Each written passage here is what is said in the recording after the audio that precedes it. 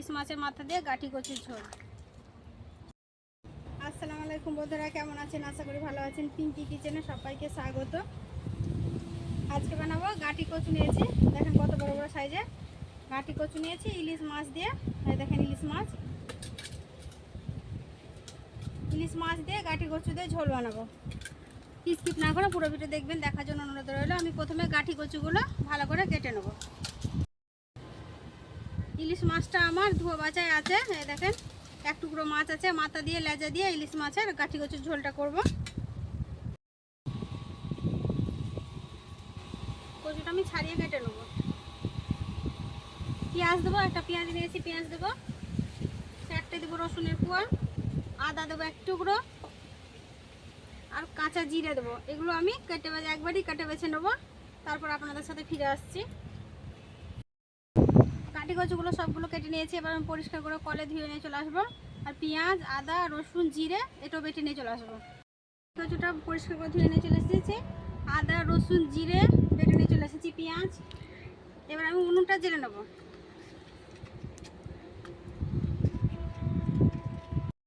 জেলে নিয়েছি, কড়াটা বসিয়ে দেবো।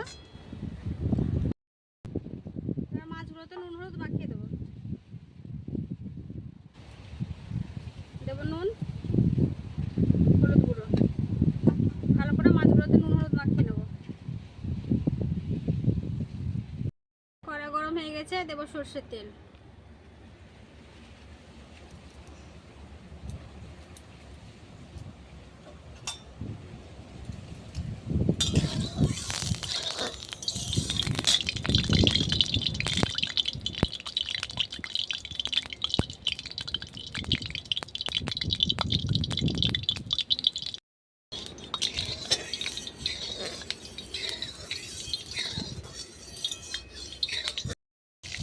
তেলটা গরম হয়ে গেছে, মাছগুলো দিয়ে দেবো।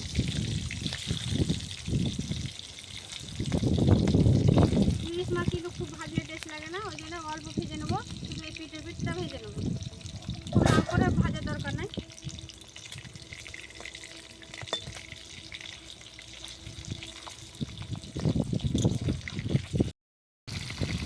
মাছটা ভাজা হয়ে গেছে, উঠিয়ে নেবো।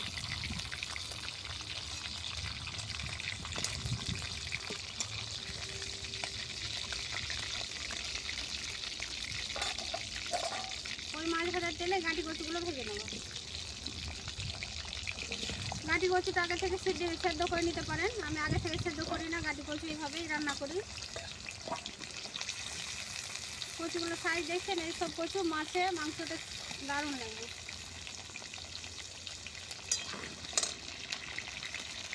অল্প দেবো নুন।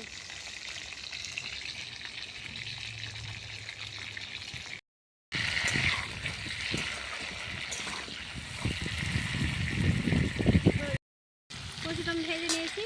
এবার দেবো পেঁয়াজ বাটা, দেবো আদা, রসুন আর জিরে বাটা, দেবো পরিমাণ মতো নুন,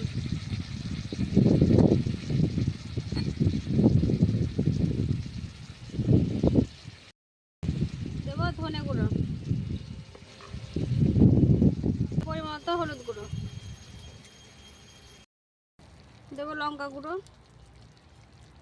দেবো 4টে কাঁচা লঙ্কা, 5টার মতো কাঁচা লঙ্কা দিলাম চিড়ে।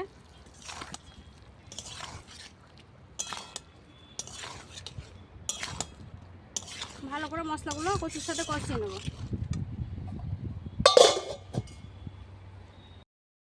ভালো করে কষিয়ে নিয়েছি। গাঠি কচুটা এভাবে কিন্তু ইলিশ মাছের সাথে ঝোল করলে ভালো করে কষিয়ে নিতে হবে। গাঠি কচুটা দেখেন আমি কত সুন্দর করে কষিয়ে নিয়েছি, একেবারে শুকনো হয়ে গেছে, কড়া থেকে ছেড়ে যাচ্ছে। এবার দেবো পানি, ঝোলের জন্য পরিমাণ মতো পানি দিয়ে দেবো।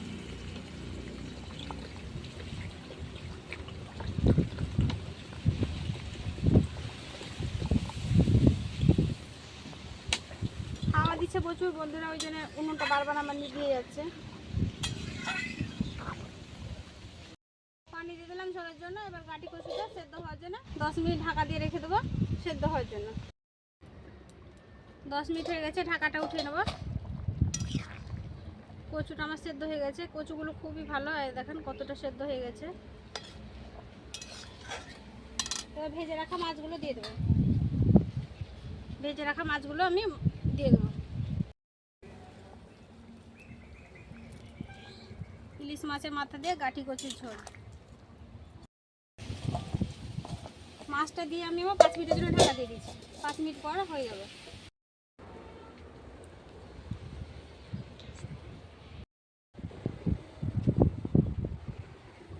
5 মিনিট হয়ে গেছে, ঢাকাটা উঠিয়ে নেবো।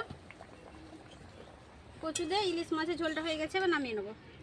যেহেতু একটু ঝোল হবে তার জন্য আমি একটু ঝোলটা রাখলাম। এবার ঢেলে নেবো।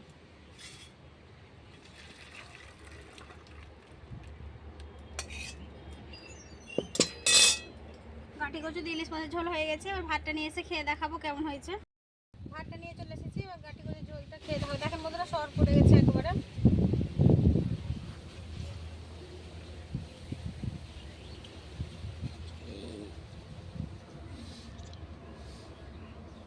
ঝোল, ইলিশ মাছের ঝোল।